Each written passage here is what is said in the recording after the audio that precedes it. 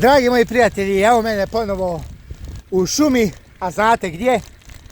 Znate li? Znate li ili ne znate? Ne znate. Ne znam ni ja. Pojma nemam gdje sam, ali saznaću čim izbijem na neku cestu. A do tada ću voziti samo pravo. Ni lijevo, ni desno. Samo pravo. Furaj mali sam sredinom, furaj mali tom dolinom, Bog te čuvati.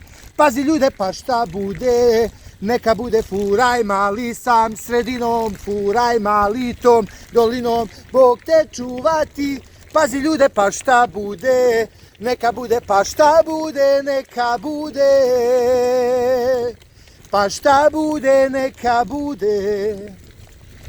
Ja sam nekada mrzio šumu. Dobro, nisam je mrzio, ali me je bilo strah šume. Plašio sam se, zašto?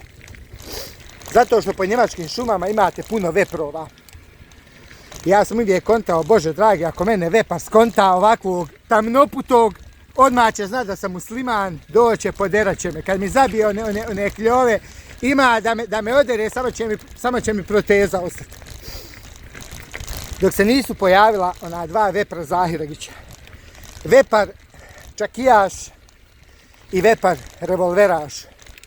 Ja sam tada shvatio da su veprovi u stvari naše bošnjačke, muslimanske životinje. I da mi veprove ne smijemo mrziti, već da ih moramo voljeti. To je, znači, živio sam u zabludi sve do tog dana. Ja sada veprovi, ja kad vidim vepra, ja se, ozari mi se lice. Ja se veprova više ne plašim. Sad se više plašim onih srna. Znate, onog Darija Srnu što je igrao za Hrvatsku. Ja kad vidim srnu, ja se userem od straha. A vepra kad vidim, vepre, gdje si, dođi vam, on ide tamo, nabaci, ispričamo se, neka kafu popijemo, zavisi ima li vepar vremena, imam li ja. Uglavnom, s veprovima sam odličan. Jest da mi njih ne jedemo, ali smo se pravo spajdašili s veprovima. Mi ti Bošnjaci bez veprova više ne možemo ništa.